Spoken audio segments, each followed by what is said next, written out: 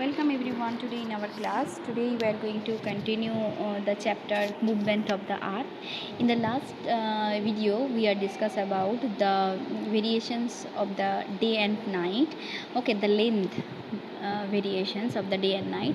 So what are the main reasons for the length variations when it causes the variations of the length in day and night? First of all, the shape. How the shape can be the main cause for the length variations of the length day and night. As you know that the earth is a completely geode in shape, so in that case the sun ray, mainly the equator regions, the sun ray getting the vertical rays of the sun, but the mainly the polar regions, due to the flattened, so they will get slightly totally the slighting. Okay, so that's why they didn't get the maximum amount of the sun ray. So this is the main reasons for the shape of the earth that can cause the variations of the length in day and night. Also the rotations of the earth, due to the rotations of the earth, sometime the few portions of the earth that getting very near to the earth, and few portions they are going very far away. Okay, and also the inclinations of the earth axis at that mainly at 66.5 degree to its orbital plane. This is also the main reasons. Parallelisms of the earth axis and all its positions in the orbit is also same, so that is why the main reasons. Revolutions of the earth is the another most important reasons. Elliptical orbit of the earth is another reasons, and the apparent movement of the sun is the another most important reasons. So due to this particular positions of the earth, there is a bit different positions of the earth. There is a particular positions we must know about these particular positions, like the 21st June. This day the earth come very near to the sun. Okay, on this day the positions of the earth that is located on the orbit, that the north pole leans toward the sun, so the northern hemisphere is therefore tilted toward the sun. So the vertical sun ray that getting full directly on the Tropic of Cancer, and every part of the northern hemisphere that remain the sunlight more than 12 hours. So at this place the Arctic circles and the North Pole receive the sunlight for the 24 hours, and due to the shape of the earth, and the regions beyond the Arctic circle, that is known as the land of the midnight sun, and it is because the sun is visible in the sky of the midnight also. So 21st June, that is why it is known as the summer solstice.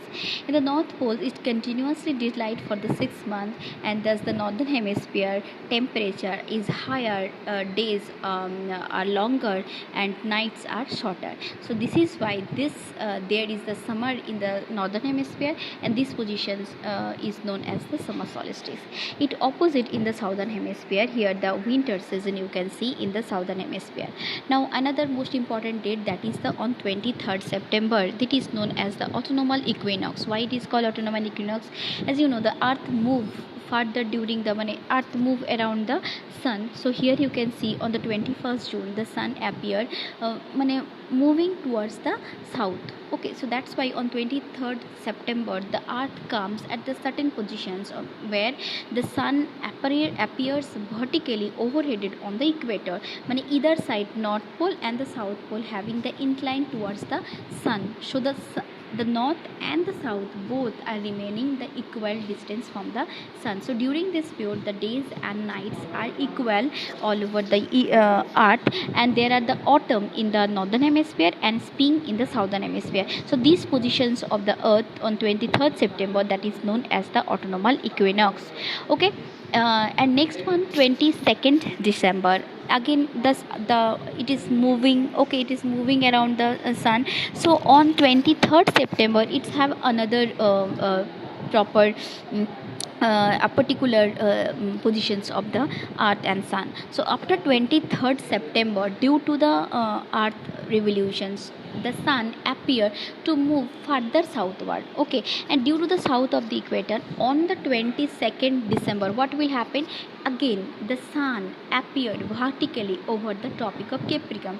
I told you that in the summer solstice 21st June, that time the sun in the northern hemisphere, sun is overheaded on the Tropic of Cancer. That's why throughout the day the northern hemisphere having the sunlight, and north pole as well, they have the sunlight for the maximum throughout the day and as well night. So again this is happening on the southern hemisphere. On the 22nd December, the sunlight overheaded on the Tropic of Capricorn, and at these positions the south pole that leans toward the sun, so that's why sun ray falls vertically on the Tropic of Capricorn. And at this part, southern hemisphere receives sunlight for the more than 12 hours, and all the places beyond the Arctic circles remains the sunlight for 24 hours. And here the days are long and the nights are short at the and the temperatures are the very high. And now here the summer season in the southern hemisphere, and it is the opposite seasons in the northern hemisphere. It will be the winter seasons in the northern hemisphere. In the now the most another important date is, that is the 21st March. It is also known as the vernal equinox. It is the again the equal positions of the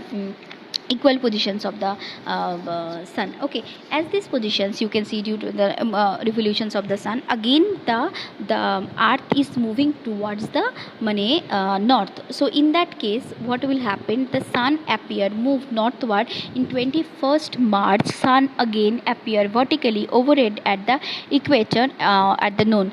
So the sun vertically at the equator, so all the places of the earth surface, they will getting equal days and night. Okay, and the spring in the northern season you can see, and autumn season you can see in the southern hemisphere. So these positions of the earth 21st March is known as the vernal equinox. So now we are going to discuss that there is a change of the season. We can see that autumn, winter, summer, spring.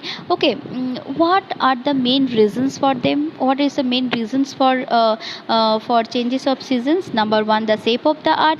Number two, due to the shape of the earth. Number two, that is the rotations of the earth.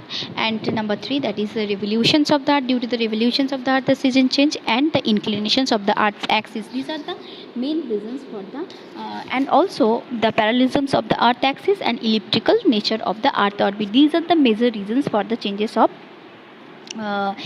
changing of this you can say that changes of the seasons. Okay, there are the four seasons we can see. One is the summer, autumn, winter and spring. All of you know that the 21st June, when there is a subpolar point on the Tropic of Cancer, in the northern hemisphere, when the sun ray getting vertical the Tropic of Cancer regions, they getting the vertical sun ray.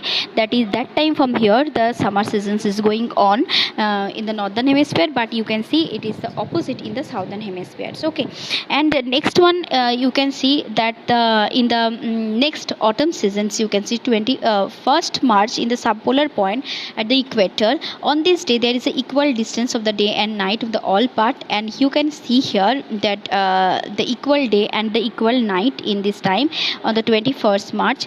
Next one is the that is the spring seasons in the northern hemisphere, and autumn season when it is happened 23rd September. Okay, on the subpolar point lies the equator. Vertically rays of the sun that is fall on the equator, so both the day and the nights are equal, and each hemisphere will getting the same amount of the sun ray. But that time the autumn season you can see in the northern hemisphere, but spring season you can see in the southern hemisphere. And again the winter seasons, that is the 22nd December. That time the sun ray fall on the Tropic of Capricorn, and this time the northern hemisphere will receive very low sun ray, very short time of the sun ray, so they will have the low amount of heat. So that's why they have the winter seasons. Northern hemisphere have the winter seasons, and southern hemisphere will have the summer seasons on the 22nd December. So these are the seasons. Okay, so in this chapter we have discussed about all the movement of the arts, and due to the movement of the art, what are the effect of the movement, okay, and as well as on us what is happening. So this is it for the chapter. I hope all of you understood. If you there is any queries, please let me know, and if you like my video, please give a thumbs up, and please do like my video and subscribe my channel. Thank you everyone.